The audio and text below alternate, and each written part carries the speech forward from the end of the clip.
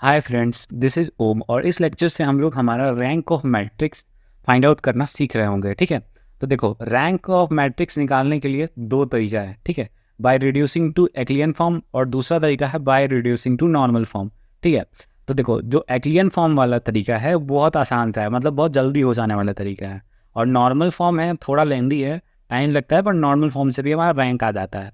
तो बेसिकली आपको क्वेश्चन में लिखा होगा कि आपको एक्लियन फॉर्म से करना है या नॉर्मल फॉर्म से करना है। ठीक है, तो आप उस हिसाब से फिर उस फॉर्म से करोगे। अगर क्वेश्चन में नहीं लिखा है कि आपको एक्लियन फॉर्म से करना है या नॉर्मल फॉर्म से करना है, तो आप एक्लियन फॉर्म को प्रेफर करोगे। ठीक है, बाकी अभी दोनों फॉर्म मैं करा देता हूँ, आपको पता चल जाएगा कि कौन सा फॉर्म आपके लिए ईजी है या कौन सा फॉर्म टफ है।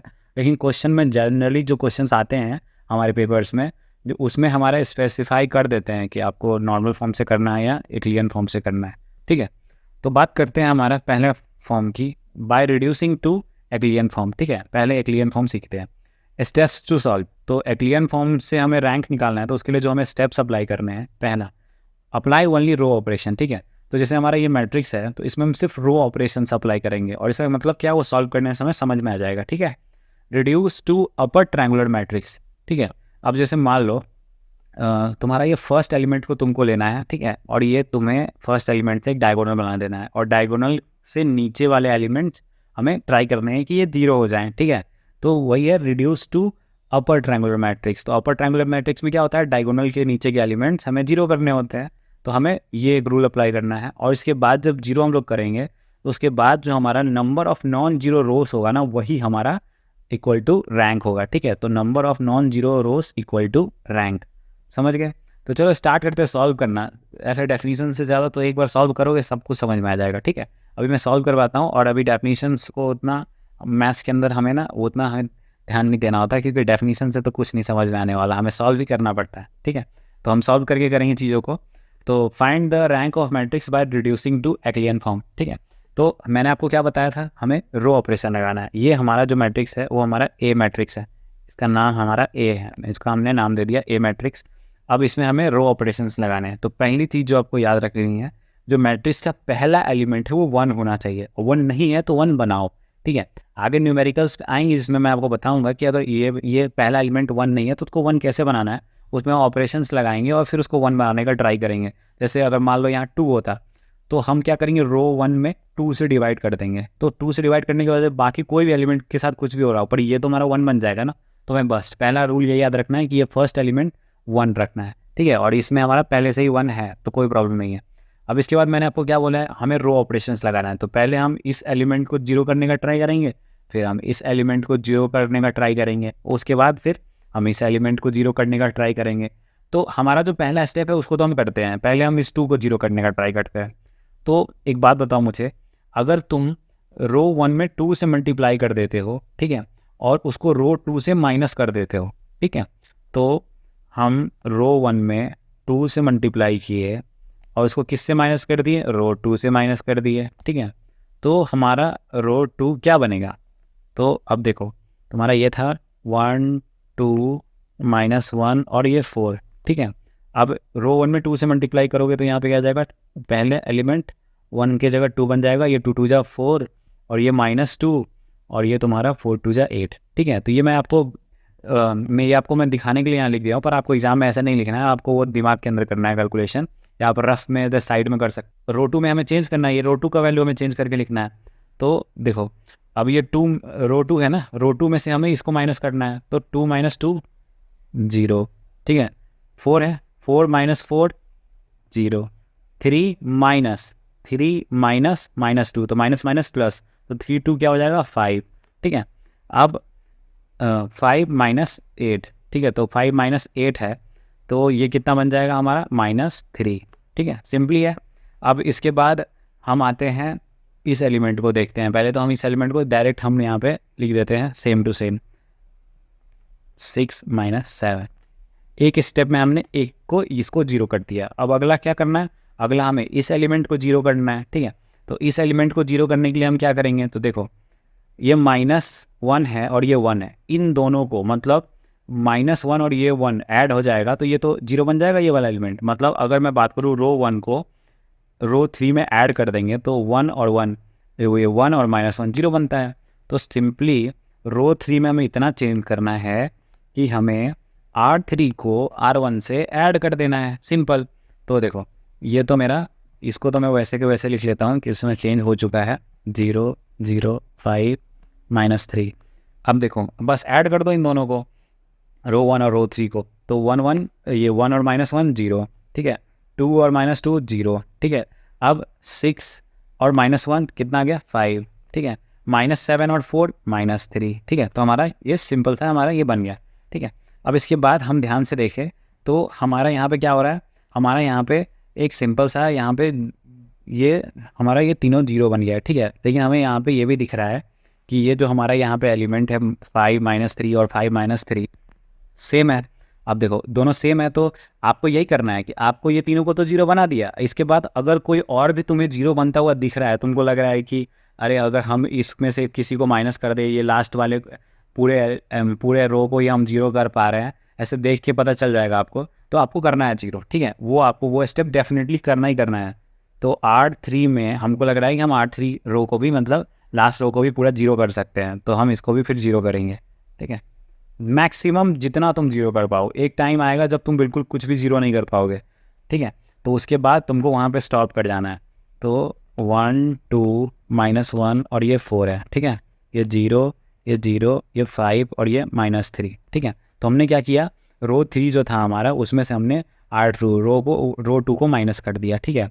तो इससे क्या हो जाएगा हमारा 0 0 और ये हमारा R3 है 5 -5 कितना हो गया 0, और ये R3 तो -3 और ये माइनस माइनस प्लस, तो -3 + 0। तो हमारा क्या हुआ, हमारा लास्ट रो सारा जीरो हो गया। अब इसके बाद देखो, इसके बाद अब इस दोनों को जीरो करने की पॉसिबिलिटी नहीं है कहीं से भी, ठीक है। इसको थी इसलिए हमने जीरो कर दी, अब नहीं है, तो मतलब ये हमारा फाइनल है, इससे हम रैंक डिसाइड करेंगे। तो हमारा सिंपल था, जो हमारा नॉन जीरो हमारा रो है वही हमारा रैंक होगा। अब ये तो एक रो तो पूरा जीरो हो गया, अब नॉन जीरो रो कितना दिख रहा है, 2 रो दिख रहा है हमें नॉन जीरो, तो इसका मतलब हमारा इस मैट्रिक्स का रैंक 2 होगा, ठीक है। और एक और डाउट जो बच्चों में आते हैं, देखो वो डाउट ये होगा कि इसमें तुमने ट्रांसफॉर्मेशन लगाया कि तुमने R3 में से R2 को माइनस कर दिया, तुम्हारा ये लास्ट रो जीरो हो गया, ठीक है। अगर इस ट्रांसफॉर्मेशन की वजह से तुम्हारा ये एलिमेंट्स के साथ, मतलब ये वाला एलिमेंट में कोई नंबर आ जा रहा है, जैसे हमें ये पता था कि हम ये ऑपरेशन लगाएंगे तो हमारा ये दोनों जीरो होगा और हमारे ये दोनों जीरो को कोई फ़र्क नहीं पड़ रहा है, मतलब इन दोनों जीरो को प्रॉब्लम नहीं हो रही है, तो हमने लगाया, ठीक है।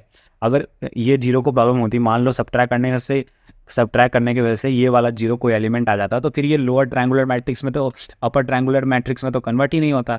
तो ये डाउट आती है, तो बस ये डाउट याद रखना है कि हम ऑपरेशन तब यूज़ करेंगे जब हमारा करने के बाद भी हमारा जो जीरो हमने बना दिया है उस जीरो को कोई फ़र्क न पड़े, वो जीरो का जीरो ही रहे। तो हमें मालूम था कि हम R3 में से R2 को सब्ट्रैक्ट करते हैं तो ये दोनों एलिमेंट जीरो हो जाएंगे और इन दोनों एलिमेंट को कोई प्रॉब्लम नहीं होगा, ठीक है। तो सिंपल हमने ये सीख लिया अच्छे से सॉल्व करना, ठीक है। और एक और मैं आप लोगों को न्यूमेरिकल सॉल्व करवाता हूँ ताकि आप लोगों को ये बहुत अच्छे से आ जाए एक ही लेक्चर में, एक्लियन फॉर्म, ठीक है।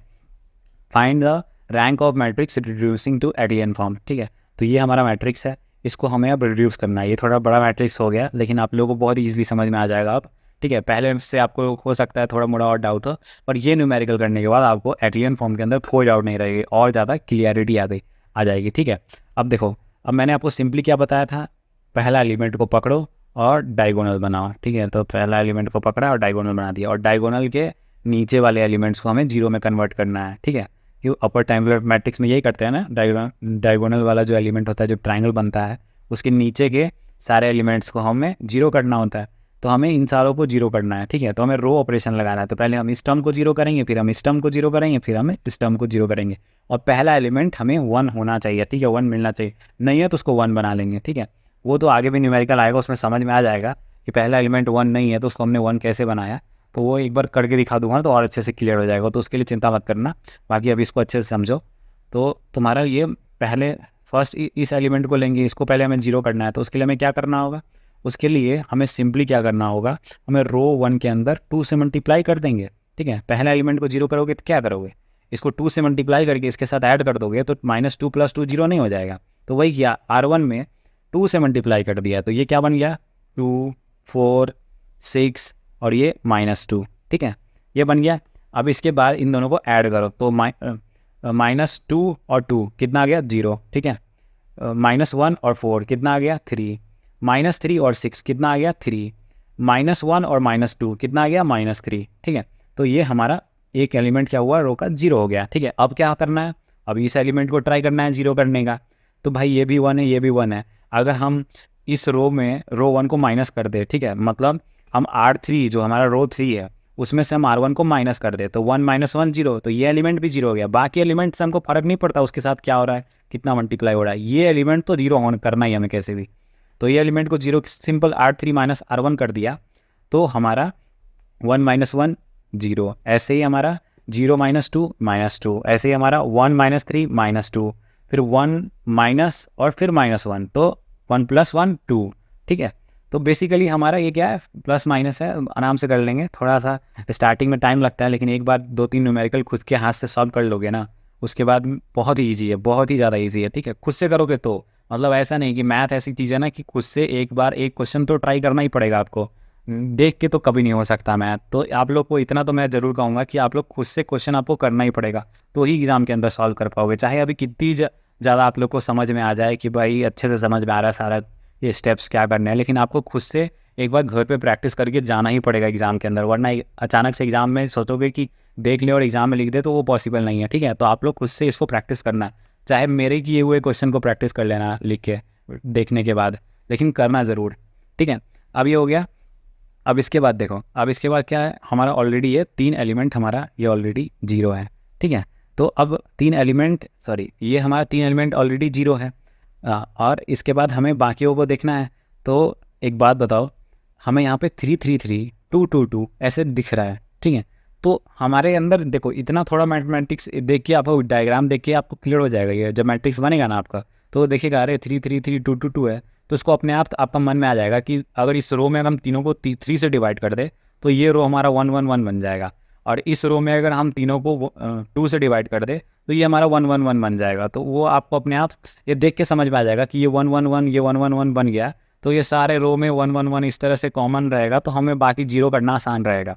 तो हमने वही किया, हमने इसको और सिंपल बनाने का ट्राई किया, सारे एलिमेंट्स को 1 करने के लिए ट्राई किया। तो हमें जब 3 3 दिख रहा है तो अपने आप आइडिया आ गया दिमाग में कि हम 3 से डिवाइड कर देते हैं रो 2 को, और रो 3 को हम 2 से डिवाइड कर देते हैं, तो ये हमारा 1 1 -1, फिर -1 और 1 ये बन गया सिंपली। अब ये करने के बाद क्वेश्चन इस तरह से डिजाइन ही होता है कि आपके लिए और सिंपल होता जाएगा। देखो इसमें तो ऐसा नहीं है कुछ दिमाग लगाना पड़ा, इसमें आप लोगों को देख के ही रियलाइज़ हो जाएगा कि हाँ इस रो को 3 से डिवाइड करेंगे तो ये सब 1 बन जाएगा, इसको 2 से डिवाइड करेंगे तो ये रो में ऐसे हो जाएगा, ठीक है। तो ये देख के अब इसके बाद क्वेश्चन इस तरह से डिज़ाइन होता है कि हमारा आगे अपने आप सिंप्लीफाई होते जाता है।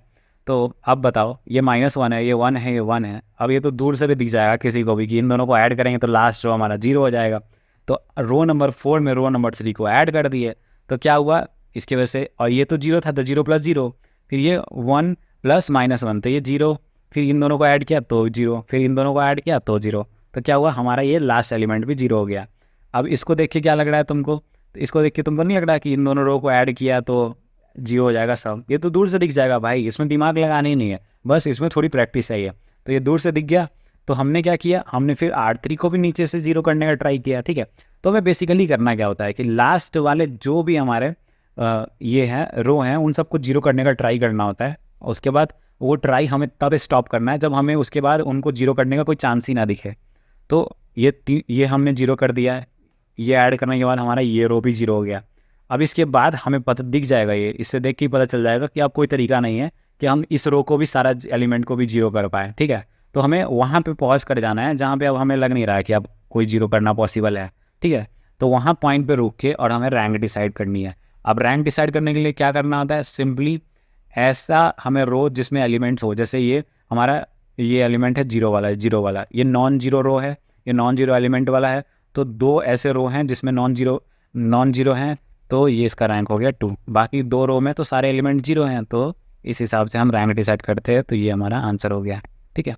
आई होप आप लोगों को एक्लियन फॉर्म अच्छे से समझ में आया हो, मैंने अपना पूरा ट्राई किया है, एक एक पॉइंट बार बार चीज़ों को रिपीट करिए, ठीक है। और एक बार आप खुद से सॉल्व करोगे तो ये और ज़्यादा क्लियर होगा, ये बिना खुद से सॉल्व किए नहीं आएगा, ठीक है। तो एक बार मेरे लिए आप लोग करना सॉल्व, ठीक है, अभी करो सॉल्व, मतलब अभी इस वीडियो पॉज करो, यही सेम क्वेश्चन सॉल्व करो, और उसके बाद सॉल्व करने के बाद फिर आंसर से मैच करो, ठीक है, तो ही आएगा आप लोगों को, ठीक है। बाकी वीडियो अच्छा लगा हो तो वीडियो को लाइक करना, और अब तो सब्सक्राइब नहीं किया तो प्लीज़ सब्सक्राइब कर देना, बाकी आज के लिए इतना ही। Thank you.